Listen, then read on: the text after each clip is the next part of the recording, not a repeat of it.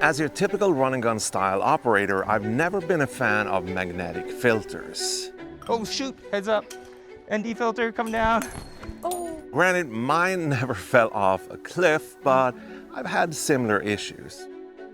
So hey there, in this video we are checking out Freewell's new Locking VND/CPL combo filter. Now this here is going to be as quick and easy to work with as your standard magnetic filter, but it's also going to be a whole lot safer and more secure than those pesky magnetic ones.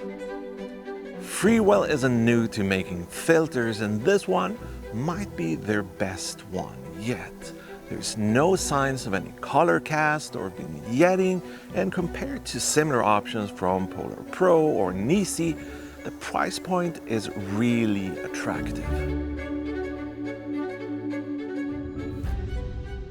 Let me show you how it works. So we got this base ring that goes onto our lens, just like so.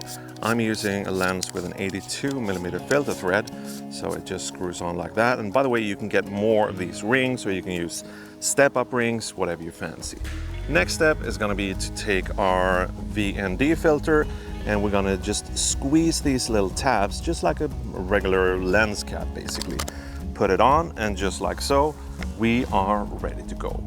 Out of the box, we're getting 3 to 7 stops VND, and there's hard stops, if you can hear it, to prevent any cross polarization. There's also an included ND32 that you can slap on like this, and that'll give you an additional 5 stops, give or take. Yeah, the range is actually another thing I really appreciate with this system. Compared to PolarPro, the Chroma, or the Nisi Swift system, we're getting more stops, a bigger range of ND out of the box. And if you're a log shooter like me, you're probably gonna enjoy having those extra stops. Yeah. Now, the circular polarizer actually works a tiny bit different from the VND. You kind of adjust it by half pressing these little tabs and rotate the entire package. Felt a bit clunky at first, but I have to admit there's actually at least one pro with having it this way.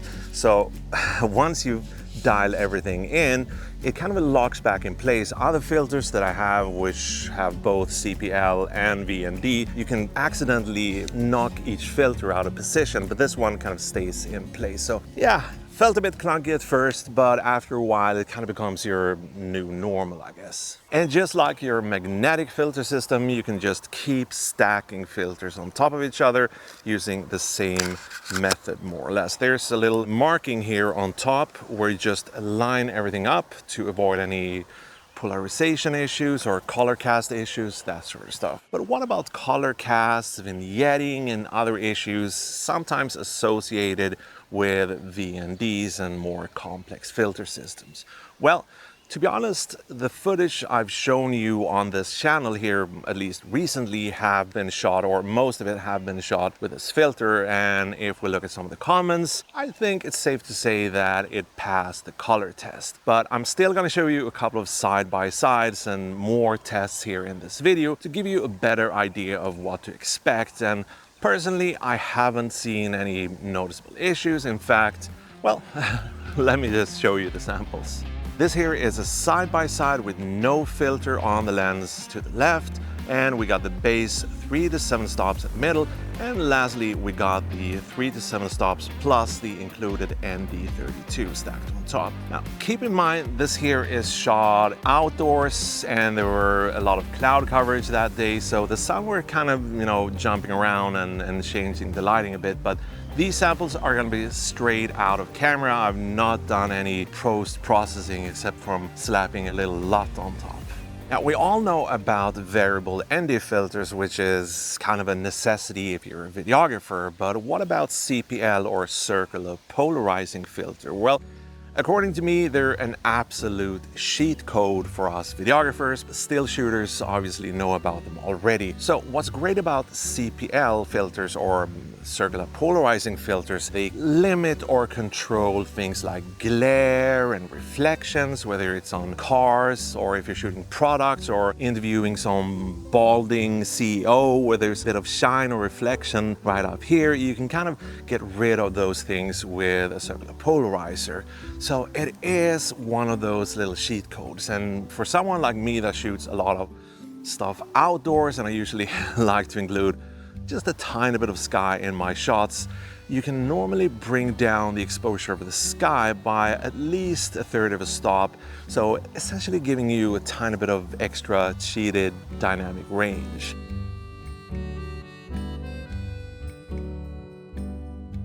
So it is an absolute cheat code, and that's why most of the filters that I use these days are these type of VND / circular polarizing combo filters. There's probably a couple of people right now on their keyboards commenting on what I just said. So I do want to make it clear that what's happening is the polarizer on the filter saturates the sky, it cuts out polarized light, and that brings down the sky a bit in exposure, so you can raise your shadows and your midtones without blowing out the sky, which essentially gives you a bit more dynamic range. That's what's going on. There's no secret connection to your camera sensor giving it more dynamic range per se, but it works as a kind of a dynamic range boost in these types of situations. So hope that explains it. Now back to the video, and I'm gonna find another tree to lean on. And I actually have an upcoming video on more budget-friendly CPL / VND combo filters, so I might steal a couple of test shots from that video to show in this video when it comes to CPL and that sort of stuff.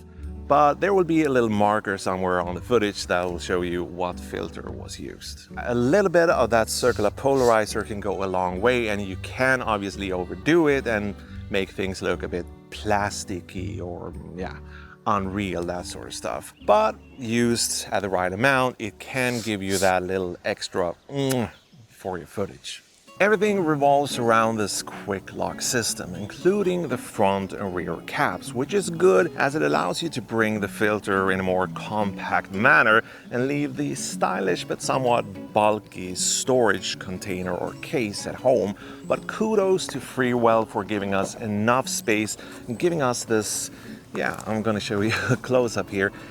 Enough space in here with different compartments to add more filters and more things, rings, caps, what have you, as you go along, and keep track of everything in one case. And speaking of kudos, the rear cap got this built-in little gray card, another little nifty detail that Freewell just threw in there. And according to Freewell, by the way, if you scan the front cap with your smartphone, it should take you to some sort of instructional page, or it could be a rickroll, I don't know. But imagine how savage that would be to get rickrolled by Freewell. But it's probably that instructional page. Now, is it a good system? Is it gonna be worth your money? Well, if we start with value, and we've kind of already established that we're actually getting an insane amount of value, at least if we compare it to other, I would call them like top performing filter systems, if you want to have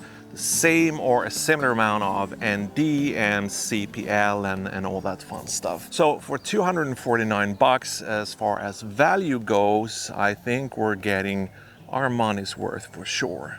And there's already a ton of different filters, spare parts, caps, extra base rings, and different sizes available for the system. So it's not gonna feel like you're buying into a system that have the potential to become a great system someday down the road. There's already a pretty well curated selection of filters, parts, and other knickknacks to choose from. And the pricing on these additional filters is also pretty reasonable at around 89 bucks a pop. So it's not cheap, but it's still more affordable than the PolarPro Chroma or the Nisi Swift system if you want to get the 3 to 7 plus the ND32 and the CPL filter, and maybe pick up a couple of extra filters, glow, mist filters, what have you.